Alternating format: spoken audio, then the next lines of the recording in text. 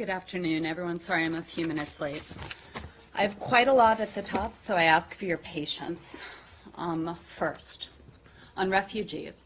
At the Leaders Summit in September, President Obama brought together world leaders to galvanize additional support, improve education and employment opportunities for refugees, and expand opportunities for refugee resettlement.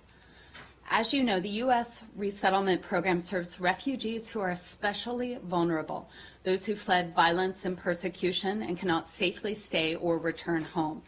This is the largest refugee resettlement program in the world. For each of the past several years, it has offered 70,000 refugees new homes in the United States. In this fiscal year, President Obama set a new, more ambitious goal, resettling 85,000 refugees. At the end of the fiscal year, just at the end of last week, we welcomed 84,995. These refugees are admitted under the program, come from 79 countries. Over 70% fled 5 nations: the Democratic Republic of the Congo, Syria, Burma, Iraq, and Somalia, where protracted conflicts have driven millions from their home. Over 72% of these individuals are women and children. Many are single mothers, survivors of torture, people who need urgent medical treatment, religious minorities, lesbian, gay, bisexual, transgender, or intersex individuals, or others imperiled by violence and persecution. American communities have long been the bedrock of the United States Refugee Admissions Program. The United States is proud to work with partners in about 180 cities in 48 states, and that list is expanding in fiscal year 2017 as more and more American communities open their doors to refugees. As you know, the safety and security of American citizens is our top priority. Refugees are screened more carefully than any other type of traveler to the United States. Screening includes the participation of law enforcement, intelligence, and counterterrorism agencies. Looking forward, we will welcome 110,000 refugees in fiscal year 2017. This is a 57% increase over fiscal year 2015 and is consistent with our belief that all nations must do more to help the record number of innocent civilians who are uprooted, cast adrift, and desperate to find peace, safety, and the chance to rebuild their lives. Next, I know a number of you are following Hurricane Matthew. An update on that. As Hurricane Matthew threatens the Central Caribbean, the United States is carefully monitoring the situation and preparing to assist governments and communities in the region. The USAID Office of Foreign Disaster Assistance has already deployed disaster response teams to Haiti, Jamaica, and the Bahamas in advance of the storm's arrival. These disaster experts are actively monitoring the storm's track in real time and working with officials in Jamaica and Haiti, which have already requested U.S. assistance. The U.S. government is also in close communications with officials in Cuba, the Dominican Republic, the Bahamas, the Cayman Islands, Colombia, and Belize to coordinate relief efforts if requested. USAID has strategically pre-positioned emergency relief supplies, including shelter materials, blankets, hygiene kits, household items, and water purification equipment to ensure that they can quickly help impacted communities.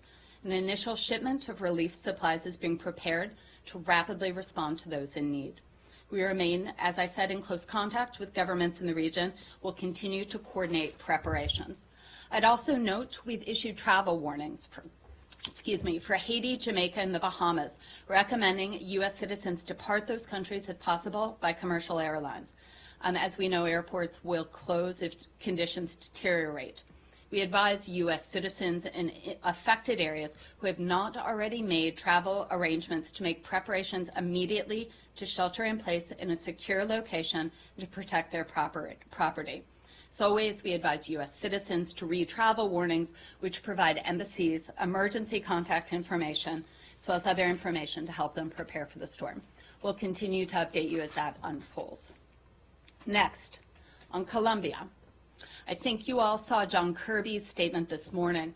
The United States commends the government and the people of Colombia for the democratic process held yesterday and recognizes that difficult decisions will need to be taken in the days ahead. President Santos' FARC Londano and opposition leader Uribe have all indicated their commitment to achieve peace and to work together in an inclusive manner to do so. Colombians have also expressed their commitment to settle their differences through institutions and dialogue rather than violence. Colombia can count on the support of the United States as it continues to seek democratic peace and prosperity for all Colombians. We support President Santos's proposal for unity of effort in support of a broad dialogue as the next step towards achieving a just and lasting peace. Finally, I think you've all seen this statement that just went out from John Kirby. The United States is suspending its participation in bilateral channels with Russia that were established to sustain the cessation of hostilities. This is not a decision we took lightly. The United States spared no effort in negotiating and attempting to implement an arrangement with Russia aimed at reducing violence, providing unhindered humanitarian access, and degrading terrorist organizations operating in Syria, including Daesh and Al-Qaeda in Syria. Unfortunately, Russia failed to live up to its own commitments, including its obligations under international humanitarian law and UN SCR 2254, and was also either unwilling or unable to ensure Syrian regime adherence to the arrangements to which Moscow agreed.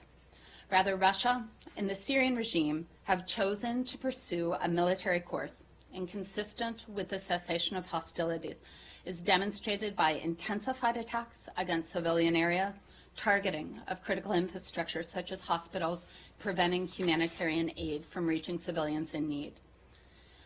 As noted in the statement, the U.S. will also withdraw personnel that have been dispatched in anticipation of the establishment of the Joint Implementation Center. To ensure the safety of our respective military personnel and enable the fight against Daesh, the U.S. will continue to utilize the channel of communications established with Russia to deconflict counterterrorism operations in Syria. Thank you for your patience. We're going to go to Leslie. Thank you. So I assume that Secretary Kerry has informed Sergei Lavrov of the suspension of these talks? Yes. We've been in direct communication with the Russians, not only in Geneva, but consistently throughout this period. But when did he specifically tell them that I don't have that. I don't have that granularity in that. What I would say is that our teams met through the weekend. We engaged in what we viewed as very robust discussions. As I noted, this decision was not taken lightly. Was it anything specific that that brought this on? You know, I'm not going to provide the granularity on the details of that. But was it the bombing of the hospitals? You know, as we said in the statement, the Russians made very clear that they would not cease the attacks that we're seeing, that we saw this weekend, that we saw the attack against the hospital. You know, as we engaged in this dialogue with the Russians, you know, our main points were always clear: humanitarian access, the reestablishment of a cessation of hostilities. We felt that we came to the point with Russia where we weren't reaching the same goal. So hold on one second. I mean, Kerry would have had to have informed his counterpart of this. That's what I'm trying to ask. So what I'm saying is we had direct communication with the Russians. The Russians were informed. Today? Or over the weekend? It was my understanding that that decision was taken today. So given that this is now a suspension of talks, does this mean full-blown military warfare going on? It's pulled in views from across the entire interagency, and that's not just the diplomatic approach, where we've obviously been very focused, but also financial experts, military, as we said. Just to follow up on Leslie's thing on, did the Secretary... No call to read out on Okay, because apparently they had several calls in the since Saturday, like 3 on Saturday, maybe a couple yesterday, in fact, maybe today, and so on. Okay, I don't have any discussion on that to read out. How is that likely to affect what is going on today at the Security Council, for instance? There's a meeting, there's a French proposal. What is your position on all this? Does that throw it completely out of realm of discussion or possibilities? Well, I would note that this is a suspension of bilateral engagement with Russia. It's not the end of multilateral engagement through the UN or through the ISSG. I'm not going to get ahead of that. In terms of any French proposal at the UN Security Council, of course, we'd refer you to the French. Our goal, as we've said, has always been clear. We're looking for ways where we can build that, or establish, frankly, reestablish at this point, because let's be clear, there's no cessation of hostilities. So reestablish that cessation of hostilities. Get that full impeded humanitarian access. These have always been our strongest points, and thus create that space where political dialogue can happen. And lastly, I know many have many questions on this, but as Leslie said, I mean, this unfriending, I don't know what you want to call it, this lack of communication now, does that put you in a position where it is likely to have some sort of a conflict between Russian and American airplanes? You're asking me for hypotheticals. Because you said something about maintaining the communication channel. The deconfliction. The deconfliction through the Department of Defense. Right. But so that remains. Does that Correct. also, so the Russian attacks may still remain, correct? Well, you're asking me about what Russia's planning on doing in Syria? I'm asking because this is an ongoing thing. I mean, you're saying that, the reason you nullified or suspended these talks is because the Russians have not been, true to form. They have not met their obligations and so on. Exactly. So they are likely to continue with these attacks and so on. Is the United States likely to counter those attacks in any way? I'm not going to get ahead of this decision taken today. I mean, I want to reiterate, this was not a decision, I think, as you all know, that we took lightly. This is it's a grave decision. We're very much considering next steps. As I said, this does not preclude multilateral dialogue, but we felt that it had come to an end. Dave, you had questions? If the multilateral dialogue, you say, continues, the co-chairs of the ISSG are Russia and the United States. Correct. Now, you're co-chairs of a multilateral body, but to work as an effective chair, you must maintain conversations on that. So will calls continue on ISSG? And do you regard yourself still as co-chairs? So it's my understanding, we are open to working towards our end goals on that through multilateral efforts. What ended today was the bilateral engagement. Right, but in order to arrange, for example, a meeting of the ISSG, then Secretary Kerry will have to call Foreign Minister Lavrov. Yeah, I think that those sort of logistical details can probably be worked out. I think what we're trying to figure out here, Elizabeth, is what impact does this have then on the battleground? I mean, you've got the Syrian army backed by the Iranian backed militia. You've got the Russian airplanes. What impact is this going to have on fighting on the ground? Does the US step up its support for the opposition? Do you try and push back on Eastern Aleppo, try to hold that? How does this translate? So I'm not going to get ahead of any sort of military decisions or frankly battlefield tactics that may be considered. The focus that the U.S. has had is the fight against Daesh, and we remain committed. I would say that you've seen tremendous gains within the last year on that, and also our focus to helping those most in need within Syria. In terms of how this impacts the Russians' tactics, you'd have to speak to the Russians. Clearly, they had not pulled back. Clearly, they had not stopped their attacks, nor had the regime. So that's a conversation I think you would have with them. Would the US push back at, for example, the Saudis or anyone else arming? Now really stepping up I to wouldn't get arming into sort of that granular talks that we have with partners in the region. What I would say is what we said last week. We're aware that partners and allies are taking a look at a number of options. We remain in close contact with them. Hold on, wait. Gayan had a question, and then I'll get to you guys. Gayan, we'll keep it short, okay? Yes, you said Russia did not live up to its obligations under the deal. Did the U.S. fully live up to its obligations? We believe we did. As we said, though, your question, I think, is the marbleization of the opposition with Nusra. Am I leaning too far into that? Did the U.S. separate the rebels from terrorists as it said it would? As we talked about last week, the United States continued to have detailed, ongoing discussions with members of the opposition, emphasizing our view on the importance of demarbalizing, of pulling apart from Nusra. Our view on that is Nusra is al-Qaeda in Syria. They are a terrorist group. As we said, it was never going to be fast. It was never going to be easy, and we were working hard towards that goal. In the few days of the ceasefire, did the U.S. get leading rebel groups to abide by that ceasefire? Because right away, the second one of the largest things that rebel we've group- always been clear that if they were attacked, opposition groups have the right to defend themselves. But they said right away that they were not going to abide by the ceasefire, and in fact, And that was they a attacked. conversation we Did had, you and if expect- they were attacked, they had a right to defend itself. Let's do one more, and then I'm going to move Did you expect around. a unilateral ceasefire, considering the fact that the second largest rebel group right away from the beginning of the ceasefire refused to abide by it, specifically in Aleppo? We expected good faith efforts from not only the opposition forces on the ground as we continue to have dialogue, but also Russia as a proponent of the September 9th ceasefire.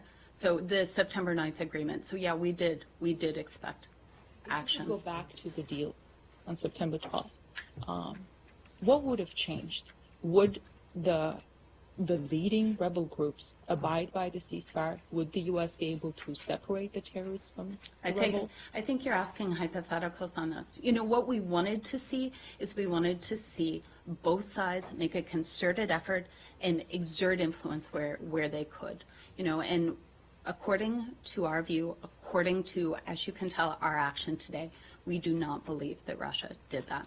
Go ahead. Can you confirm? You referred to it slightly. Like before this deal, there was a cooperation between Russia and U.S. There were talks, there were dialogue. No, there were like so that there is no friendly fire kind of. Oh, you're a thing. talking about the deconfliction, which Yes. is out of the Department of Defense. Yes, but that still goes on. Yes. Okay, so Okay. Can I Syed, just of very course. quickly follow up? Because there was a leak was made on some point Mm-hmm. that the secretary made with the opposition and so on. How would you sort of juxtapose the decision today against what has been leaked?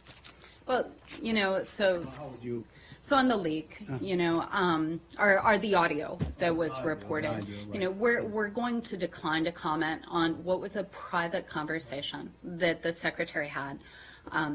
I will note, though, that the secretary was very pleased to have a chance to meet with this group of Syrians, to hear their concerns firsthand, and to focus on ending this war. You know, in terms of some of the conversations, I'm just not going to unpack I'm going much to more. comment on the fact or on what has been alleged that he said that you guys ought to go into, let's say, open and fair elections, including Assad, correct? Our position on Assad has not changed. We believe that Assad has lost legitimacy to lead Syria.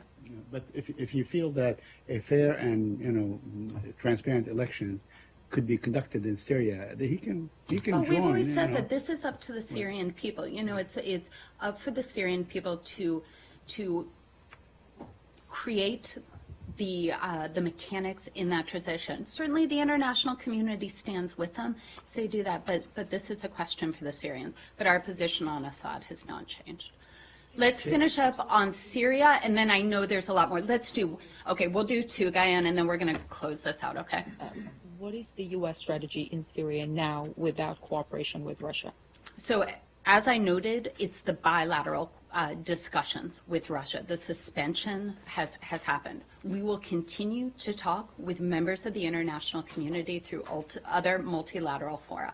In terms of next steps, in terms of where we go, you know, this happened today. I'm not going to get into hypotheticals on where we may be, but I do want to be clear that we've had these discussions within the U.S. government across the whole range of facets of U.S. power. We continue to have these discussions with partners and allies. Does the U.S. have a plan to fight al-Nusra in Aleppo? Because this was part of You know, our view, as we've said, Nusra is al-Qaeda in Syria. They are a terrorist organization. You know, we continue to have conversations with those moderate opposition groups on the ground about the importance of demarbalizing, of pulling apart. And other than conversations, is there? You know, It's a terrorist organization, and we will continue to fight it. So one more, and then let's wrap this, because there's so much news. There were reports today that one of the Nusra leaders was killed. Could you confirm that, or could you tell us So about I've that? seen that. I believe the Department of Defense and also my colleague at the White House has spoken on this, so I'd refer you to their comments, Syed. Are we going to stay on Syria, or are we? I'm sorry? Turkey. Okay, can we go to Turkey, and then we'll go? Are you on Syria, Abigail? Yes, I was just wondering, there were also reports of more chemical weapon attacks over the weekend, if that played any role in You this know, decision? I think what you've seen is sort of a cumulative number of issues that led to our decision today. So we're going to go to Turkey. Are we good? Thanks, guys. Yeah, the Turkish government shut down a number of television stations, including a station for children. Most of the television stations were broadcasting in Kurdish language or for other minority groups. Are you concerned about this latest crackdown on we've the spoken. media, including children television? So I've seen those reports, and we've spoken to this issue, many times within this briefing room. Freedom of press is a fundamental pillar of our view in our own democracy and also in Turkey's democracy. It's enshrined in Turkey's own constitution. We understand that as Turkey continues to take steps to recover from the failed coup, that it will take a look at a number of issues. On this, though, we would reemphasize our view on the importance of freedom of expression, freedom of the press, freedom of access to information. Are you directly not calling on your ally that it's gone too far in this case? I mean, shutting down a children's television station or accusations I that would reiterate what we've said. This is supporting enshrined in terrorism? Turkey's own constitution. This isn't a U.S. issue. This is an issue, in fact, for the Turkish people. We've made our views well known. I think others around the international community have as well. More on Turkey. Turkey. Let's do one more on Turkey, and then I'll come to you, Leslie. Over the weekend, the Turkish president stated that Turkey will be involved in the battle to retake Mosul and, quote, no one can prevent us from participating. The Iraqi government has objected, and what is your position on this? Okay, so thanks for the question. As we've said before, the Mosul operation will be Iraqi-led. The coalition continues to work closely with the government of Iraq on all aspects of the operation. That includes military, humanitarian, stabilization, and governance after ISIL is driven from the city. All of Iraq's neighbors need to respect Iraqi sovereignty and territorial integrity. That is the premise that the global coalition to fight ISIL operates under in Iraq, and we expect all of our partners to do the same. I note that Turkey is a key member of the counter-ISIL coalition. We'll continue to work with them, and we'll coordinate with them as they also seek to achieve their national security goals. Can I follow up on Mosul? Okay, Very quickly. And then we'll go to you, Leslie. The United Nations mission in Iraq, UNAMI, is warning that of a looming human disaster as a result of the liberation of Mosul. Are you prepared in any way? What kind of pre-positioning or anything like this to deal with the situation? So, we've been taking a look at this for quite some time, and as you know, we've spoken about this from the podium. We're in very close touch, not only with the UN, but also Iraqi authorities as we take a look on this. Anywhere in operations like this, the protection and the care of civilians is our number one priority, and also ensuring that when they do return to their homes, that they're supported there. Leslie. Right, I want to come back to Russia. Putin today suspended a treaty with Washington on cleaning up the weapons-grade plutonium. Did this maybe have anything to do with the decision to suspend talks? I would in not Syria? link those at all. Not at all? I would not, but I do have a comment on it. Okay. We regret Russia's decision to suspend this agreement unilaterally.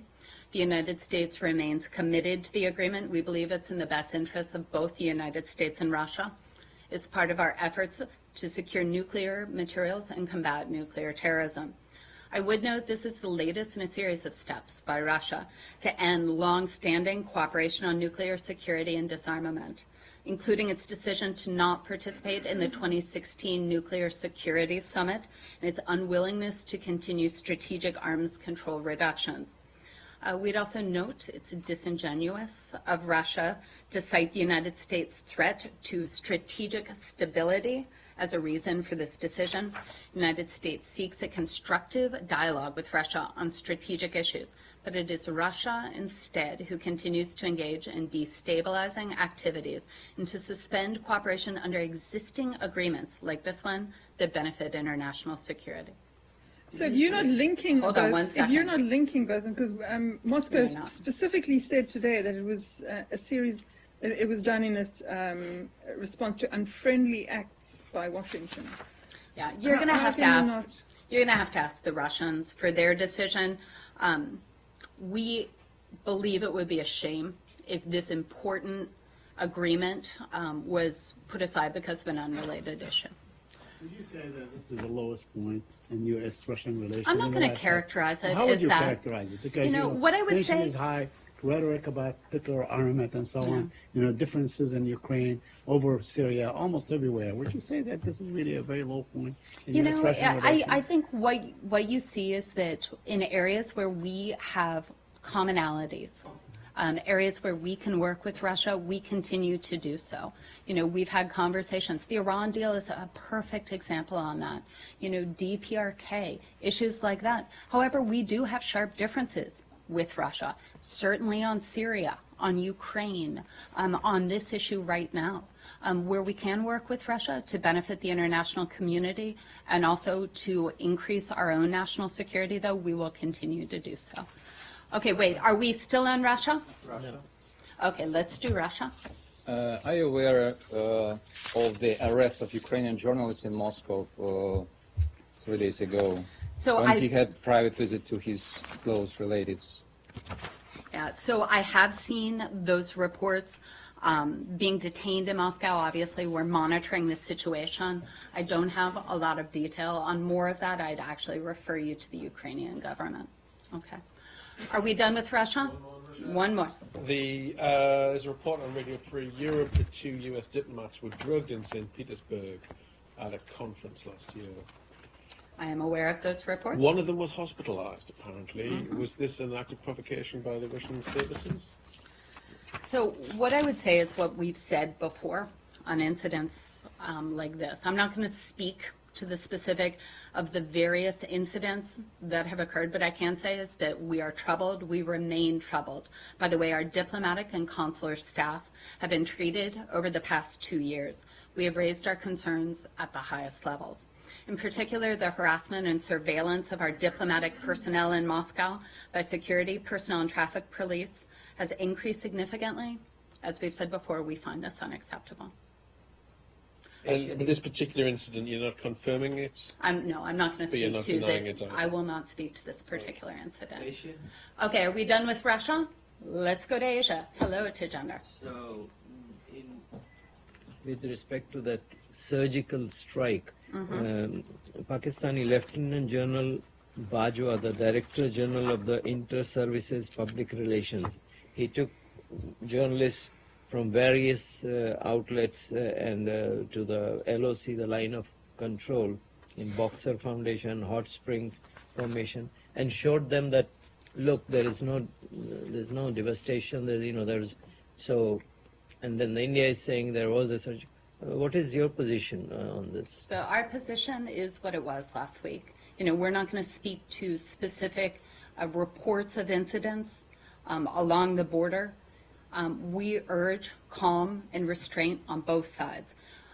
We understand, as we said last week, that the militaries are in touch. We believe that that continued communication is vital to reduce these tensions. So, do you confirm it happened or it didn't happen? No, as I said, I'm not going to speak to any reports of these incidents. And One second. it's another one is about the.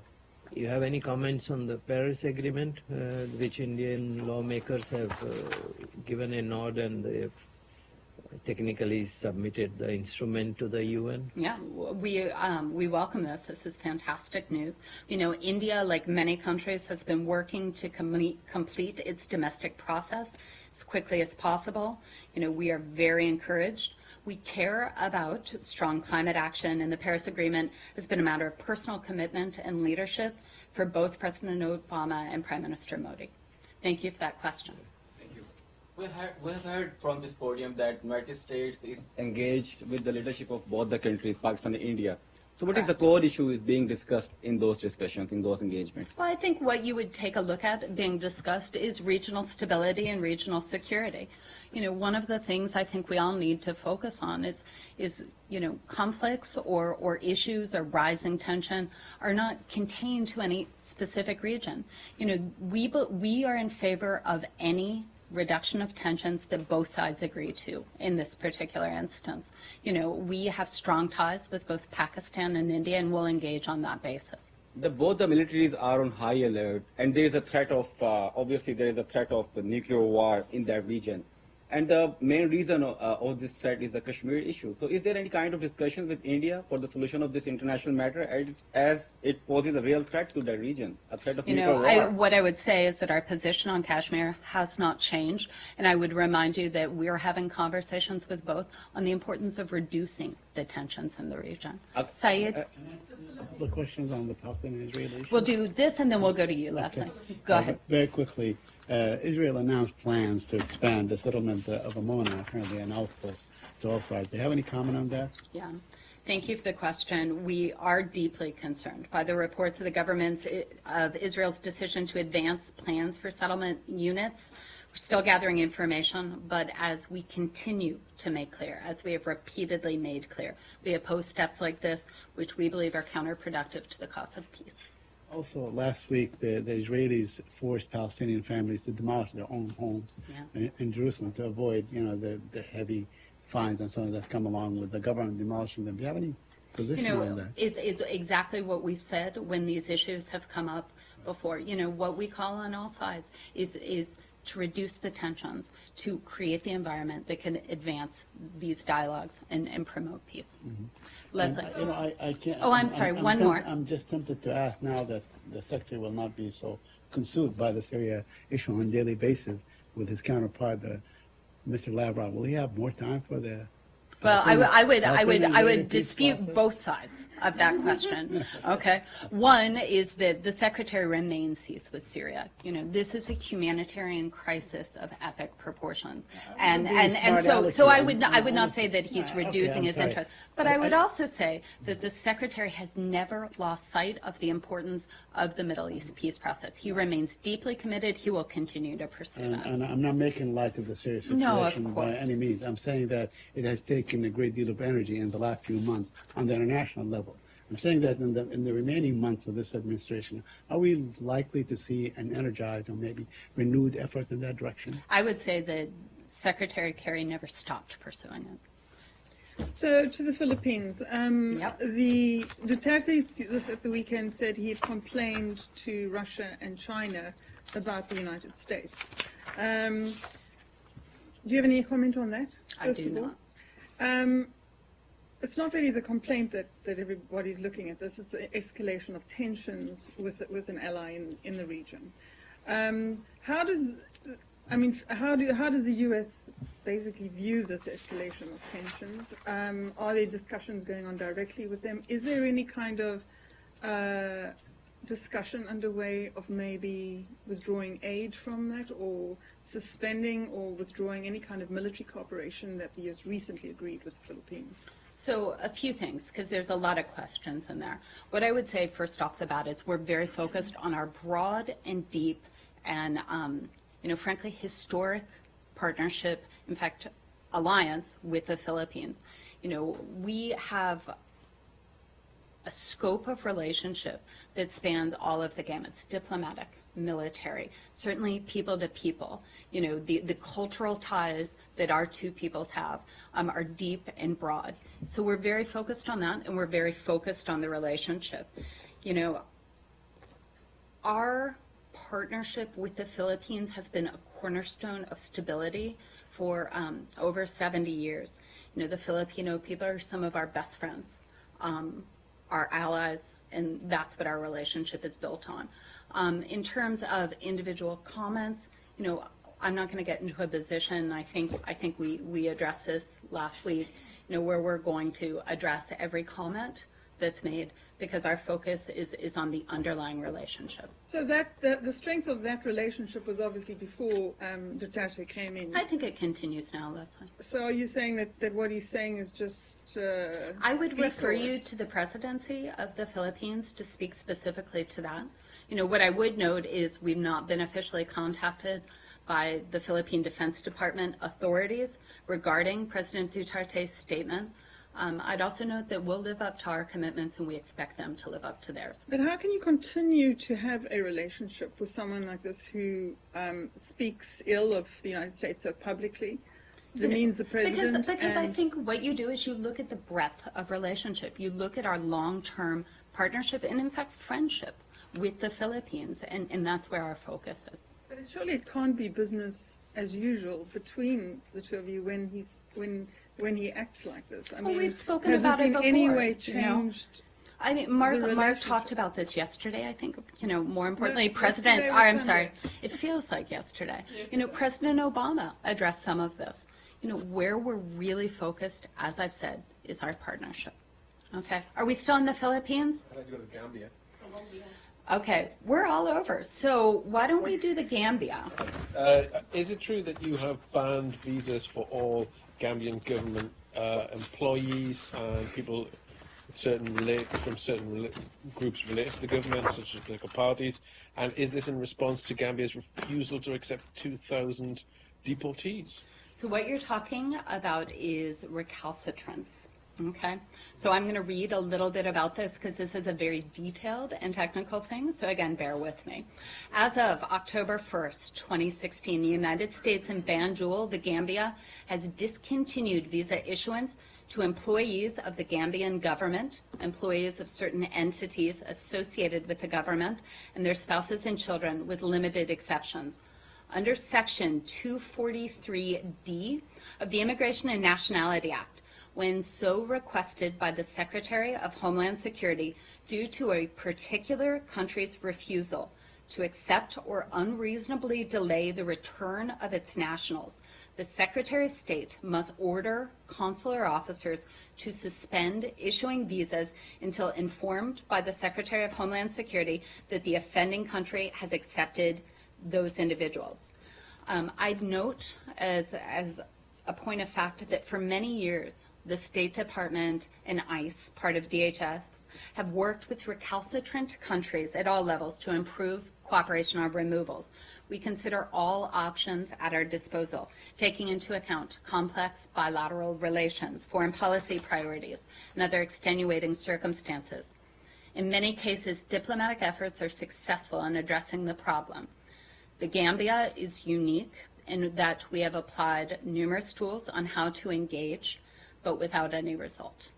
Some other countries have responded in some way or made partial efforts to address the deficiency. The Gambia has not. We have been seeking cooperation with the government of the Gambia on the return of Gambian nationals for some time, from the working level up to the highest level, and we have exhausted diplomatic means to resolve this matter. Is it true that it's 2,000 that they... I won't speak to numbers, David. Okay, I had promised Gambia. I'm going to go to Abigail, and then we'll go to Colombia, because I know someone had a Colombia question. Iran? Yes. Do you offer any comment on Jason Rezaian filing a federal lawsuit against the Iranian government, claiming he was taken hostage and psychologically tortured for 18 months in prison as an effort by Tehran to influence the U.S. Iran nuclear deal? Well, I've seen media reports on that. I'm not going to comment on the specific details. What I can say is that the safety and security of U.S. citizens remains our top priority, and we were determined to see Jason Rezaian and other American citizens released and returned to their families. So do you accept the premise that This is an ongoing legal case, and I'm just not going to speak to it, Abigail. Colombia. Tracy. Thank you. The Secretary has repeatedly said how heavily invested the U.S. government has been and is in the Colombian peace process in Colombia. You speak in the statement. You talk of difficult decisions ahead. So, what do you foresee? Do you foresee a return to war, to violence? Are they going to have to change the accord in some way? You know, I wouldn't. First, the first part of your question on the return to war. I think the Colombian people have been very clear on their view that they believe in a peaceful future for their country, for their citizens, for their children. You know, instead of getting into hypotheticals, what will happen, point A, what happens with point B, I just reiterate our commitment. We'll stand by the government and the people of Colombia as they work through this. On Armenia, Azerbaijan. Of course. So last week, Secretary Kerry was speaking at the Atlantic and Aspen Institute, and he was discussing various conflicts, including Syria, you know, issues with Iran, and he touched upon the Nagorno-Karabakh conflict. He said something to the effect of that the prospects for conflict resolutions are not there because the leaders of Armenia and Azerbaijan are not ready yet. Can you clarify what he might have meant, or you know, more importantly, what would warrant such a statement? Okay. Well, I won't parse the Secretary's words. I think they're pretty clear. What I would reiterate, though, is that the U.S. supports a negotiated settlement to the Nagorno-Karabakh conflict. We continue to engage actively with the sides. You know, we're co-chair of the OSCE Minsk Group. You know, our long-standing policy shared by the Minsk Group co-chairs is that a just settlement must be based on international law, which includes the Helsinki Final Act, the principle of non-use of force or the threat of force, territorial integrity, and self-determination. So the reason I'm asking is because Secretary Kerry back in March stated that, you know, U.S. reaffirms its support for territorial integrity of Azerbaijan. Plus, Ambassador Warlick has repeatedly stated the U.S. position, which is based on Madrid principles, which is withdrawal of Armenian troops from districts adjacent to Nagorno-Karabakh, then allowing return of IDPs, and then awarding, granting interim status to Nagorno-Karabakh, and then future expression of will of the population on the territory. So Azerbaijan's position does not conflict with that, with the position of U.S. or the OSCE Minsk process. So the only party which refuses to withdraw troops is Armenia. So why is it that the Secretary is stating that, you know, the leaders, two leaders, are not ready? Well, the responsibility for peace rests on the leaders of both countries, and we would reiterate their importance in finding a negotiated peace. One more, I'm sorry, and then I'll get to you.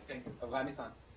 A couple of weeks ago, President Ghani, there's a peace deal between President Ghani and Gulbuddin Hikmatyar. Now President Ghani is saying that United States and United Nations should lift international sanctions on Hikmatyar. So will U.S. pull out his name from the global terrorist list? Well, as you know, we never get ahead of sanctions decisions. I won't do that now. I think we spoke about that agreement when it was first announced out of Kabul, and we welcome that. But in terms of individual actions on sanctions, I will not get ahead of that. Hi. Thanks. So according to the House Judiciary Committee, as part of the investigation of former Secretary Clinton's email server setup, two former state employees, Cheryl Knowles and Heather Samuelson, were as part of their immunity deals, they were allowed to destroy the laptops after they had been inspected. And so my question for State is, just given the ongoing FOIA lawsuits and also congressional investigations, is that a provision, something you all condone?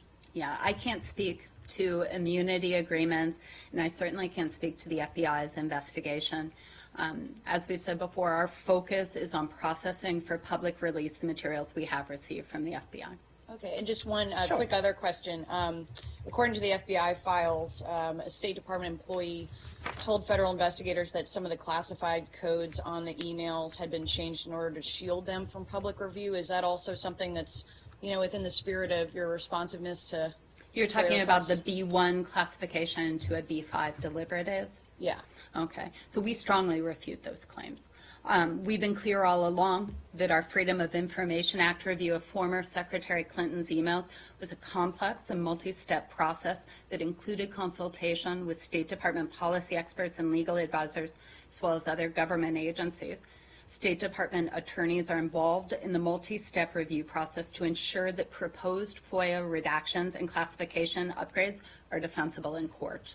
State Department lawyers who were part of the staff in legislative affairs did not change proposed upgrades. State Department policymakers sometimes seek guidance from attorneys regarding the Freedom of Information Act. The attorneys advise on the legal standards.